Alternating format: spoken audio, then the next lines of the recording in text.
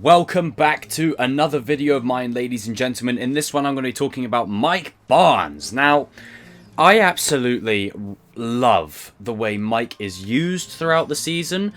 Before I get into what I like and, just the nuance of it all, one gripe I do have is I kind of wish we saw a bit more of Mike. Especially in the finale a little bit there. It kind of felt like he was kind of so overpowered that they kind of just threw him out. Because, he grabbed that sensei, slammed him up on the wall, and then decked him right in the face within 3 seconds. And then after Johnny did all the work, granted, Johnny did all the work, Mike came in there and clobbered one and then floored another. I think Mike could have been a real powerhouse in the fight. And I think, to be fair, he would have put a good stab in at Silver. Do I think he would have won? No, I don't think he would have. As we all kind of would have expected him to not win. But it would have been a nice throwdown to see. And I do hope that we get to see some more of Mike Barnes next season. Especially with international prep coming up for the Sekai Taikai. I think there is no older figure better suited to help them on the international stage than Mike Barnes himself. Hell, his furniture company could sponsor the dojos while they're out there, it could be great. I would like to see more of Mike. I think we're going to see a lot more of Chosen next season as well. We saw a lot of him this season, but I think they'll find a way to keep Chosen around the show because he is a fan favorite. Johnny and Daniel aren't going anywhere. And every veteran actor that they bring back, they don't bring them in and then not bring them back the next season, with the exceptions being Kumiko and Ali, and potentially Jessica. Other than that, everyone kind of, sticks around and serves a purpose. So I would like to see more of Mike Barnes going into next season and beyond. But credit to Sean Kanan's performance here, because when we see him again, he's pulling off this incredibly composed, businessman, relaxed individual. And then as soon as we see him the next time in the finale, he's unstable, he's so hopped up on, can't say the word, but Terry said it in season 4, so hopped up on X, Y, and Z, that he looks unstable. He looks erratic, like he's out of control, like he looks like he's about to explode at any second.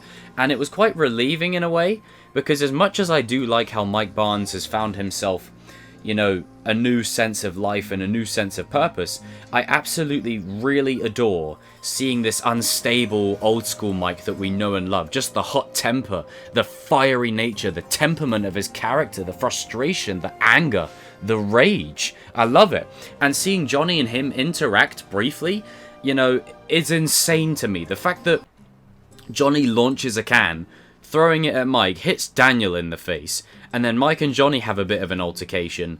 And then a few episodes before that, when we see Mike again after all these years, he has a mini sparring session with Chosen, which was pretty much for the fans, let's be honest.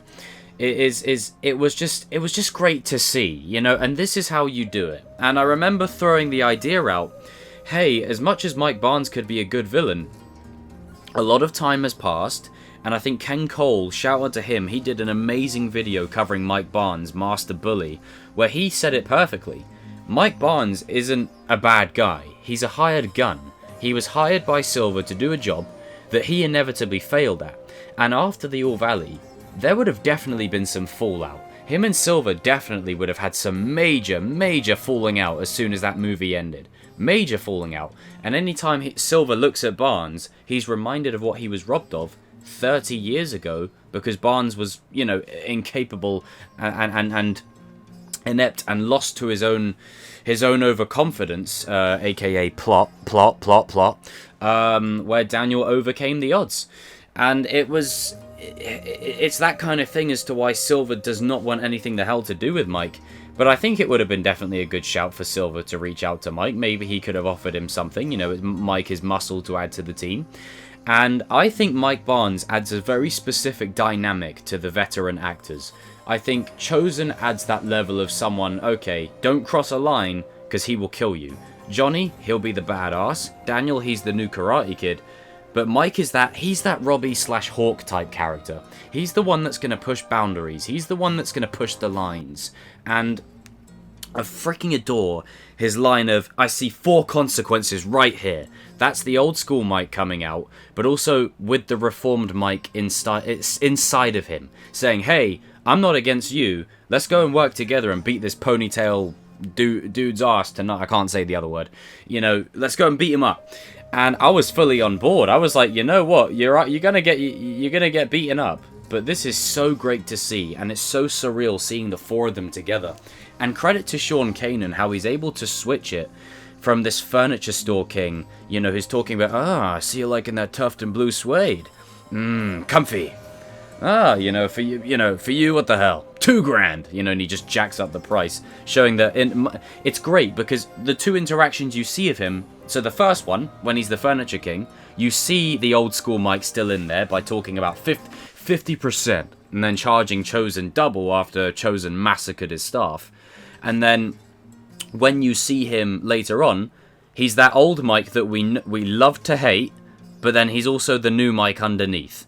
And it's just the little moments between him, Johnny, Chosen, and Daniel, it's so surreal. I was saying this the other day, that if you grew up with the original trilogy, the Karate Kid trilogy, as a kid, what a time to be alive. Like, Cobra Kai is showing franchises how you do it. And I really love the way they brought Mike back. It was kind of refreshing that it's not a Cobra Kai villain who wants to get back at Daniel. It breaks the cycle a little bit. Okay, Johnny wants to get back at Daniel.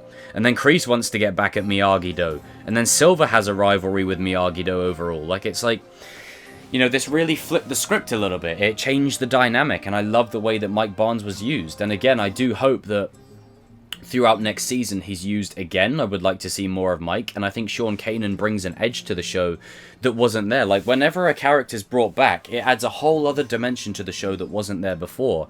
And Mike has a very unstable edge to him. The way he was in the finale just reminded me of Season 3 Hawk, where if you said one word to Hawk, you're going to get a tornado kick to the side of your head.